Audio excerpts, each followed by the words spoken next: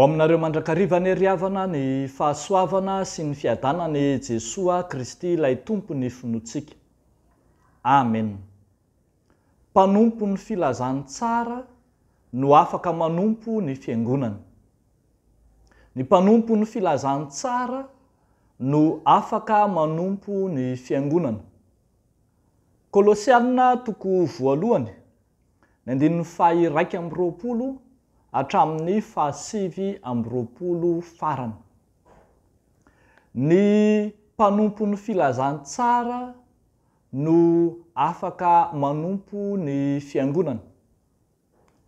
Mpanompo ny filazany tsara, zany no andikan'ny dikateny ombonana ny ambara eo amin'ny 7.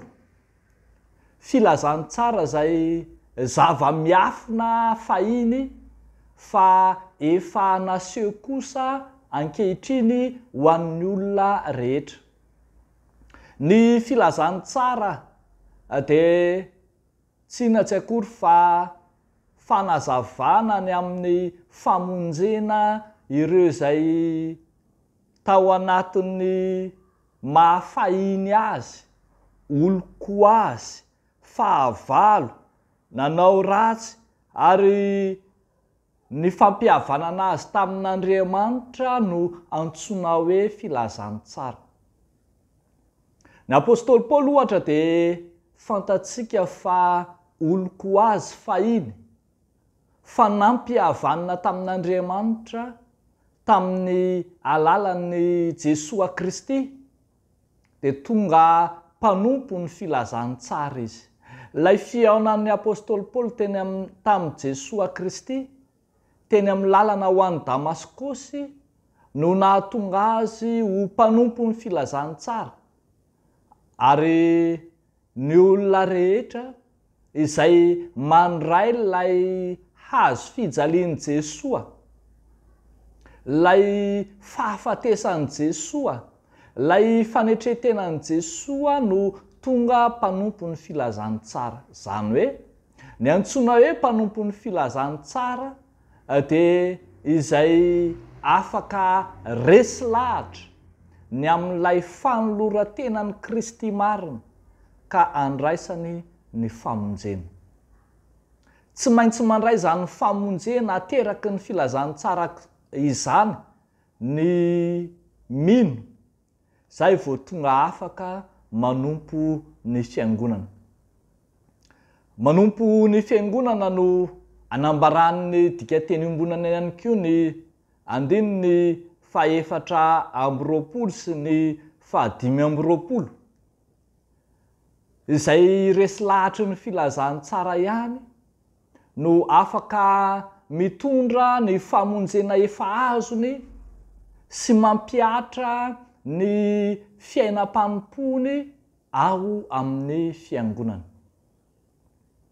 Vokatra madiodio ateraky ny filazany tsara arak'izany ny fanompona ao amin'ny fiangonana.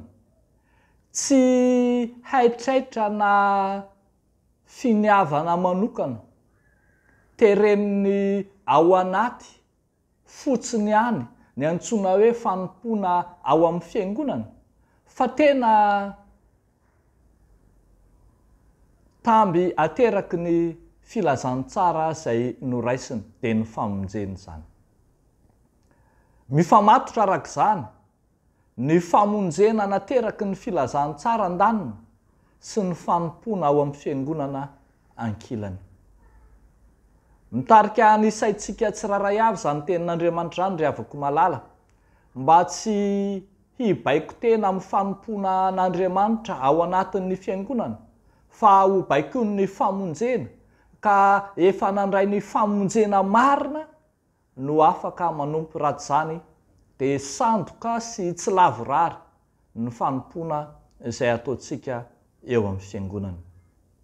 Ny fikelezanaina rehetra, ny fanaova-tsoa rehetra, ny amin'izay finiavana sy ny heverina ho fanaova tsara rehetra dia zava-poana sy tsy misy heviny raha tsy toa ka tsy nateraky ny filazany tsara marina. Be dia be ny manao asa soa ohatra, be dia be ny manao asa fiantrano, betsaka no manatanteraka asa fanampiana na asa heverina fa asa goavana eo amin'ny fiangonana, fa ny filazany tsara ve no miteraka azy ireny. Vokatry ny famonjena ve, asa ny finoana ve, sa indraindray aza asa idedavana tombotsoa ho an'ny tena manokana, asa idedavana reconnaissance ao anatin'ny communauté na ao anatin'ny fiangonana. Ry havako malala, raha te hanao asam-piangonana ianao, dia ekeo aloha ny mampanompo ny filazany tsara anao.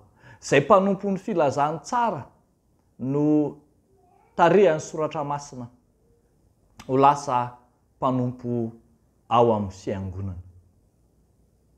Dia tsy ny mifamadika amin'izany no takiny, fa izay ahatonga antsika ho voavonjy aloha, izay ahatonga antsika mba hisitraka ny famonjena nentin'i Kristy teo amin'ny hazo fijaliana, ilay fanoloran-tenany, ilay nahafatesany, eny ny nitsanganany tamin'ny maty.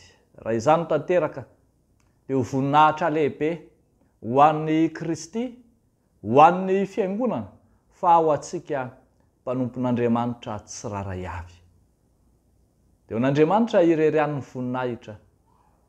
Amen. Hivavaka isika ry havako. Misaotra sy mankalaza ny anaranao izay Andriamanitra noho ny amin'i Jesosy Kristy ilay efa nanolo-tena teo amin'ny hazo fijaliana ho anay.